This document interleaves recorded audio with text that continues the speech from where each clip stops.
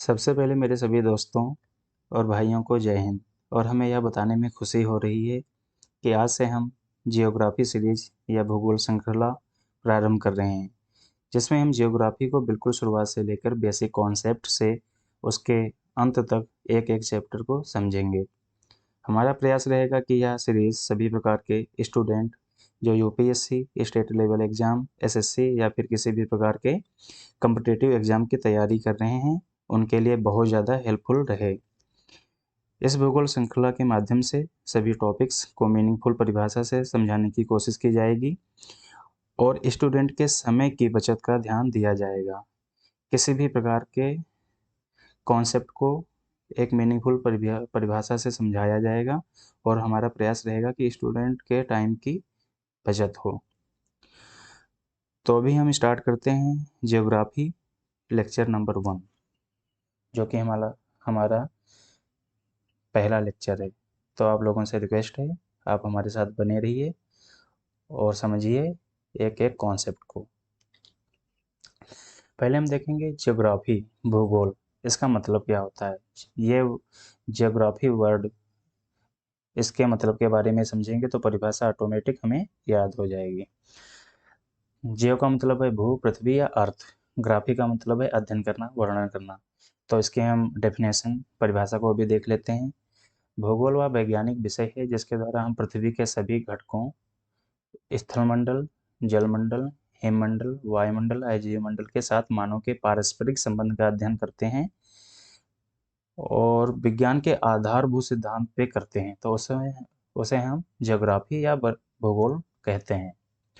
तो सबसे पहले हमें ये समझना जरूरी है कि इस परिभाषा में मैंने जो ये वैज्ञानिक विषय लगाया, तो वैज्ञानिक विषय का मतलब है कि कोई भी हमारा भूगोल का जो स्थल है, कोई भी भूगोल का कुछ भी एस्पेक्ट है, तो उसको हम मेजर करते हैं तो एक वैज्ञानिक तरीके से ही मेजर करेंगे। जैसे फॉर एग्जांपल मैंने मान लिया कि हिमालय की जो एवरेस्ट चोटी है या गाडविन आस्टीन, इसकी हम हाइट की बात करें तो एक वैज्ञानिक सिद्धांत से ही तो हाइट इसकी मापी जाएगी। एक जिसका मतलब जो हमारा प्रूफ हो जाए और सिद्ध पूर्वक तरीके से किया जाए, तो इसीलिए हम वैज्ञानिक इसको ज़रूर कहेंगे, क्योंकि इसमें हमारी कोई भी कॉन्सेप्ट ऐसे वर्बल ऐसे नहीं है कि हमारे जो मन में आया मैंने बोल दिया, नहीं। ये एक सब कुछ सिद्ध पूर्वक तरीके से प्रूफ किया हुआ है, इसलिए इसको भूगोल को वैज्ञानिक विषय तो कहेंगे ही। तो परिभाषा का समझना इसलिए ज़रूरी है, जब हम इसके ज्योग्राफी वर्ड के बारे में ही समझ गए कि पृथ्वी का अध्ययन करना है तो जियोग्राफी होगा, तो इसी सब परिभाषा हमें समझने की क्या ज़रूरत है। लेकिन परिभाषा समझना इसलिए ज़रूरी है कि किसी भी, जैसे यूपीएससी को ही ले लो, उसमें बाय द वे आपको लिखना आ गया भूगोल के बारे में, उसकी डेफिनेशन लिखना आ गया, तो आपके पास एक मीनिंगफुल परिभाषा नहीं होगी, आपके पास कोई अच्छा कंटेंट या कोई अच्छे शब्द नहीं होंगे, तो आपके माइंड में तो सब कुछ पता है, एक एक कॉन्सेप्ट क्लियर है, लेकिन आप उसको लिख नहीं पाओगे तरीके से ना, तो फिर उस चीज़ की वैल्यू नहीं रहती है, तो उस चीज़ के आपको नंबर भी नहीं मिलेंगे। क्योंकि लिखना बहुत ज़्यादा इम्पोर्टेंट है किसी भी एग्ज़ाम में। लिखना और आपके लिखने की कला को सबसे ज़्यादा देखा जाता है कि आपने कौन से वर्ड उसमें यूज़ किए हैं, कौन से शब्द आपने इस्तेमाल किए हैं, उनकी क्या वैल्यू, पॉजिटिव सेंस निकल रहा है उसके अकॉर्डिंग।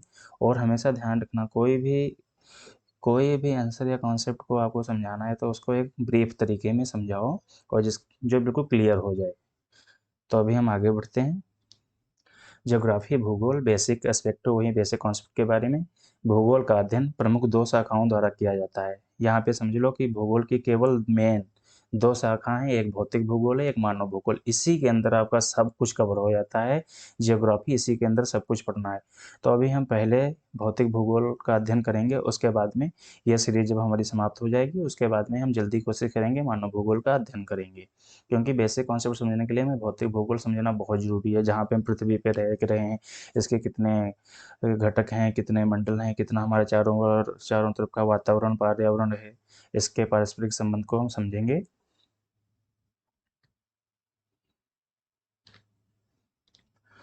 तो देखते हैं भौतिक भूगोल के बारे में। भौतिक भूगोल पृथ्वी के भौतिक पर्यावरण का अध्ययन करने वाला विज्ञान है, जिसके द्वारा पृथ्वी के पांच घटक के नाम भी बता रहे हैं आपको: स्थलमंडल, जलमंडल, हिममंडल, वायुमंडल और जीवमंडल का अध्ययन किया जाता है।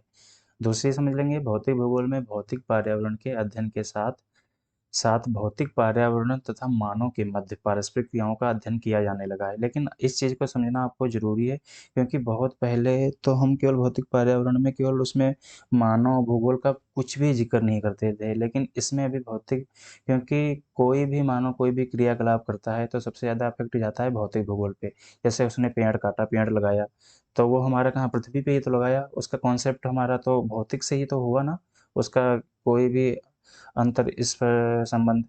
तो इसलिए भौतिक भूगोल में भौतिक पर्यावरण के अध्ययन के साथ भौतिक पर्यावरण तथा मानव के मध्य जो भौतिक पर्यावरण है, हमारे चारों तरफ का पर्यावरण है, जलवायु है, उसके साथ में हमारे जो मानव के मध्य पारस्परिक जो इंसानों के द्वारा कोई भी क्रियाकलाप भी होते हैं उनके बीच संबंध को समझना, उससे क्या हमारे पर्यावरण पे इफेक्ट पड़ता है और क्या मानव के क्रियाकलापों पे इफेक्ट पड़ता है, उसके बारे में समझना ही भौतिक भूगोल है। अभी हम मानव भूगोल को समझेंगे। मानव भूगोल द्वारा मानव तथा उसके पर्यावरण के साथ पारस्परिक संबंधों का अध्ययन करते हैं और मानव द्वारा किए गए विभिन्न क्रियाकलाप जो भौतिक पर्यावरण को प्रभावित करता है उसको अध्ययन किया जाता है। जैसे इस पृथ्वी पे मानव ने, बाय द वे मैं एग्जाम्पल के थ्रू समझ रहा हूँ, इंसान ने कोई भी ऐसा काम किया, जैसे मैंने पहले आपको बताया था वृक्षारोपण का, या फिर पेड़ कटाना या कुछ भी किया, पेड़ उसने काट दिए तो सबसे ज़्यादा पर्यावरण का नुकसान हो रहा है, तो है तो आपस में संबंध ही, क्योंकि मानव ने काम किया, इंसान ने कोई क्रियाकलाप अपना किया, उसने काम किया, उसने पेड़ लगा दिया, तो उससे हमें ऑक्सीजन अच्छी मिलने लगी, हमारा पर्यावरण अच्छा हो गया, पर्यावरण संतुलन हो जाएगा। तो इसके अकॉर्डिंग जो उनके बीच में जो क्या संबंध है, उस सब चीज़ का अध्ययन हम करेंगे। तो क्लियर है यहाँ तक? अभी आगे चलते हैं।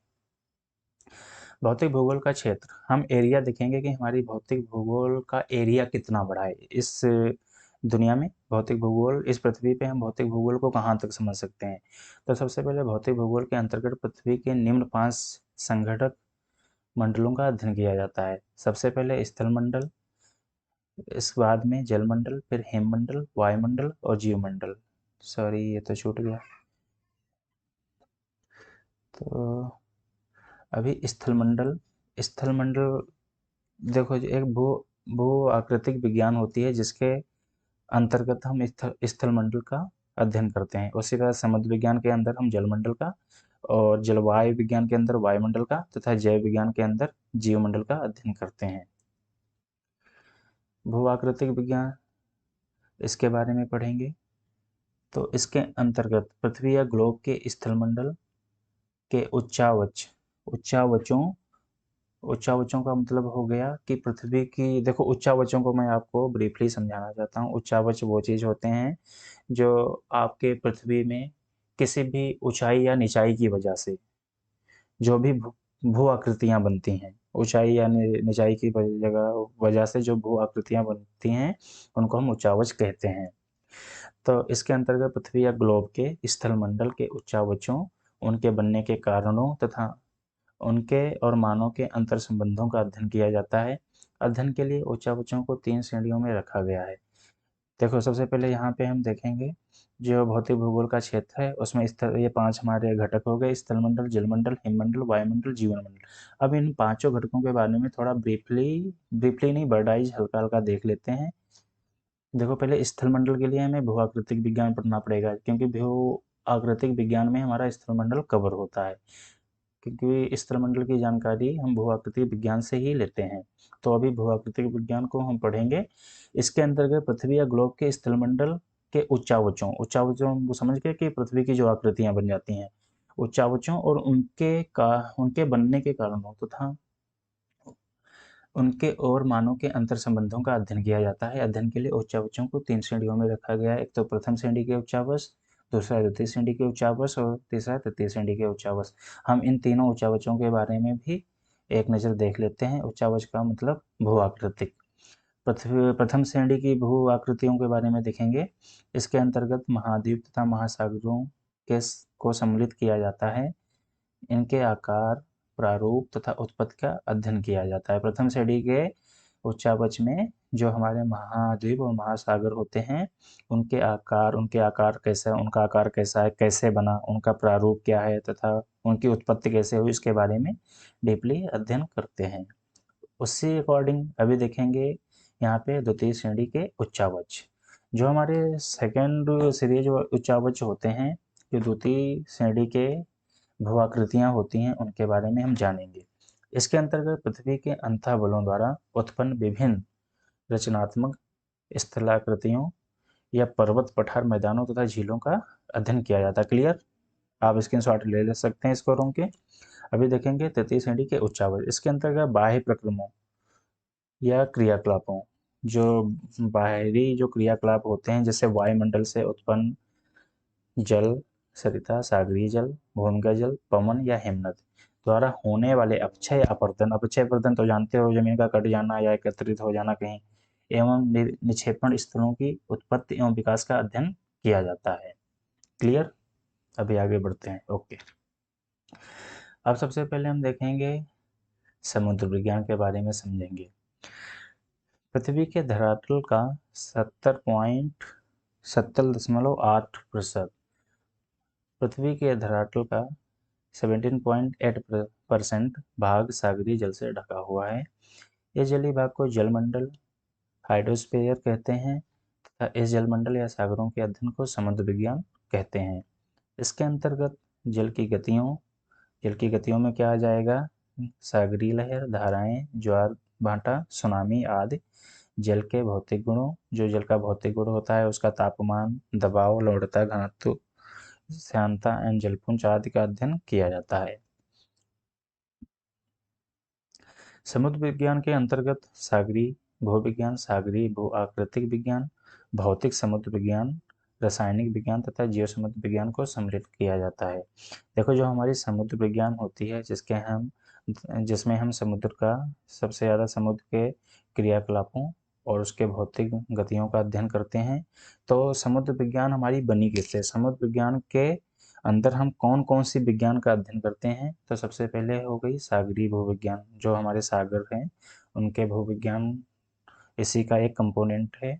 और फिर इसका कंपोनेंट क्या है समुद्र विज्ञान का?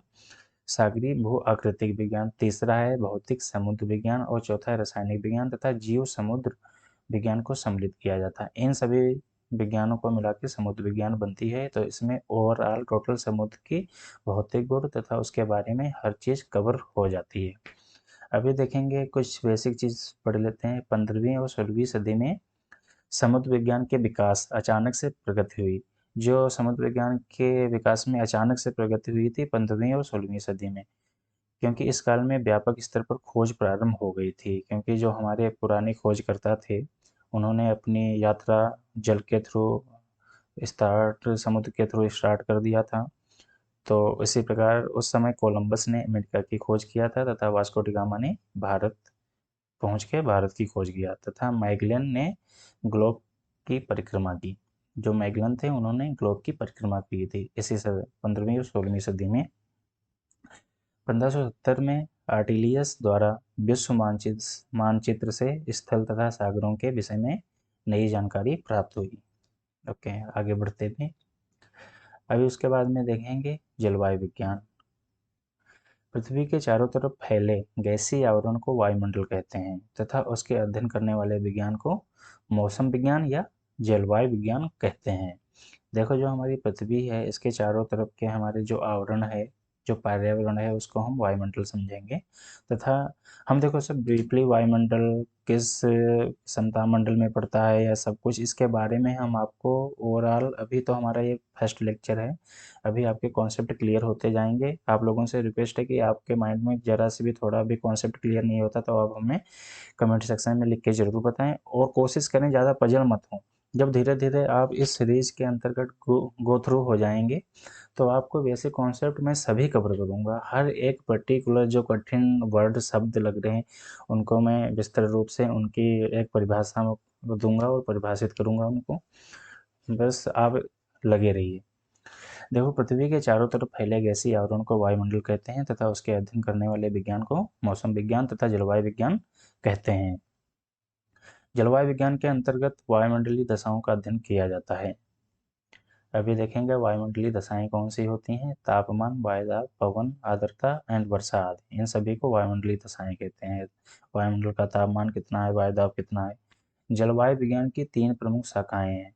अब जो हमारी जलवायु विज्ञान है इसकी 3 प्रमुख शाखाएं हैं जिसके अंदर हम पूरे जलवायु को, पूरे वायुमंडल को कवर करते हैं। नंबर 1 हो गया भौतिक जलवायु विज्ञान, दूसरा है प्रादेशिक जलवायु विज्ञान, तीसरा है व्यवहारिक जलवायु विज्ञान। ये आपको ज़्यादा रटने की ज़रूरत नहीं है, ये मेन चीज़ है आपके हम बेसिक कॉन्सेप्ट बना रहे हैं जिससे आप समझ सको कि हमारा आखिर में कितना क्षेत्र है, किस अकॉर्डिंग हम शुरुआत करते हैं ज्योग्राफी की। इसके अभी इसके बाद में हमारे जो लेक्चर आएंगे काफ़ी इंपॉर्टेंट रहेंगे और काफ़ी आपके लिए हेल्पफुल रहेंगे। ये तो आपको हैबिट डालना है, इसको बस एक सरसरी नज़र देख के और थोड़ा इसको कॉन्सेप्ट को एक माइंड में स्ट्रक्चर बना लेना है। आपको याद नहीं होता तो डजेंट मैटर, कोई बात नहीं, आप माइंड में एक स्ट्रक्चर बना लो, उसके अकॉर्डिंग आप समझ सकते हो कि हमारे कितना क्षेत्र है हमारे इसके भौतिक विज्ञान का। अभी जो हमारी जलवायु की ये तीन और इन तीन जलवायु की जो तीन प्रमुख शाखाएं हैं, भौतिक जलवायु विज्ञान, प्रादेशिक जलवायु विज्ञान तथा व्यवहारिक जलवायु विज्ञान, इनके बारे में हम थोड़ा बहुत देख लेते हैं। तो देखो, भौतिक जलवायु विज्ञान है, इसके अंतर्गत विभिन्न मौसम तत्वों, जैसे मौसम के जो तत्व हो गए जैसे सूर्य ताप, तापमान, वायुदाब तथा पवन, आर्द्रता, वाष्पीकरण, वर्षण, कोहरा, दृश्यता आदि का अध्ययन किया जाता है। इन तत्वों के संयोग के द्वारा विभिन्न प्रकार की जलवायु का सूत्रपात होता है। जो हमारे ये तत्व हो गए जैसे तापमान, वायुदाब, इनके द्वारा ही हम विभिन्न प्रकार की जलवायु कि किस क्षेत्र में, किस प्रदेश में कौन सी जलवायु है उसका हम अध्ययन कर सकते हैं। दूसरी बार देखेंगे, जो प्रादेशिक जलवायु विज्ञान है, इसके अंदर हम किस चीज़ का अध्ययन करते हैं। इसके अंतर्गत विश्व के जलवायु के प्रकारों का अध्ययन करते हैं। स्थानिक माप के आधार पर प्रादेशिक जलवायु को तीन प्रकारों में अध्ययन करते हैं। जो हमारी प्रादेशिक जलवायु है तो इसको हम तीन प्रकार से अध्ययन करते हैं। नंबर 1 बृहद स्तरीय जलवायु प्रदेश, नंबर 2 है मध्य स्तरीय जलवायु प्रदेश और तीसरा है लघु स्तरीय जलवायु प्रदेश। ये आपको बेसिक कॉन्सेप्ट बता रहा हूँ, इसकी कोई ज़्यादा ज़रूरत नहीं पढ़ने की, ये कहीं इतना ज़्यादा डीपली पूछा नहीं जाता है, बस पूछते हैं तो मेन वही कॉन्सेप्ट ऊपर के ही हेडिंग पूछते हैं।